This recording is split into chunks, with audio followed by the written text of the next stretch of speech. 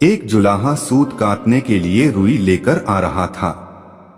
वह नदी किनारे सुस्ताने के लिए बैठा ही था कि जोर की आंधी आई। आंधी में उसकी सारी रुई उड़ गई। जुलाहा घबराया, अगर बिना रुई के घर पहुंचा तो मेरी पत्नी तो बहुत नाराज होगी।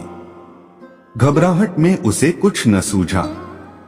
उसने सोचा, यही बोल दूंगा फुर्र फुर्र, और वह फुर्र फुर्र बोलता जा रहा था। आगे एक चिड़ीमार पक्षी पकड़ रहा था। जुलाहे की फुर्र फुर्र सुनकर सारे पक्षी उड़ गए। चिड़ीमार को बहुत गुस्सा आया। वह जुलाहे पर बहुत चिल्लाया, तुमने मुझे बर्बाद कर दिया। आगे से तुम ऐसा कहना, पकड़ो पकड़ो। जुलाहा जोर जोर से पकड़ो पकड़ो रटता गया। रास्ते में कुछ चोर रुपए गिन रहे थे। जुलाहे की पकड़ो पकड़ो सुनकर वे घबरा गए। फिर उन्होंने देखा कि अकेला जुलाहा ही चला आ रहा था। चोरों ने उसे पकड़ा और घूरते हुए कहा, यह क्या बक रहे हो? हमें मरवाने का इरादा है क्या? तुम्हें कहना चाहिए, इसको रखो, ढेरों लाओ, समझे? जुलाहा यही कहता हुआ आगे बढ़ गया, इसको रखो, ढेरों लाओ। जब वह श्मशान के पास से गुजर रहा था तो वहां गांव वाले शवों को जला रहे थे। उस गांव में हैजा फैला हुआ था।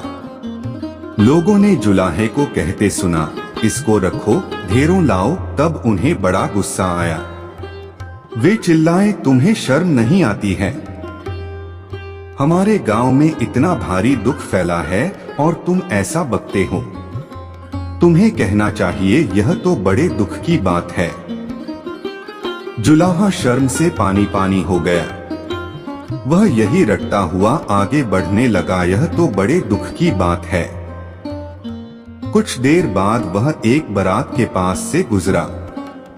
बारातियों ने उसे यह कहते हुए सुना, यह तो बड़े दुख की बात है, यह तो बड़े दुख की बात है। इतना सुनकर वे जुलाहे को पीटने के लिए तैयार हो गए। बड़ी मुश्किल से उसने सफाई दी तो उन्होंने कहा, सीधे से आगे बढ़ो, और हाँ, अब तुम यह रटते जाना, भाग्य में हो तो ऐसा सुख मिले। अब जुलाहा यही रटता हुआ अपनी राह चल पड़ा। चलते चलते अंधेरा हो गया। घर से निकलते समय उसकी पत्नी ने उससे यही कहा था कि जहां रात हो जाए वहीं सो जाना। जुलाहा थक भी गया था। वह वहां सो गया। अगले दिन जब सुबह उसके मुंह पर पानी पड़ा तब जुलाहा हड़बड़ा कर उठा। आंखें खोली तो देखता ही रह गया, यह तो उसी का घर था और अभी अभी उसकी पत्नी ने ही उस पर पानी फेंका था। जुलाहे के मुंह से निकला, भाग्य में हो तो ऐसा सुख मिले।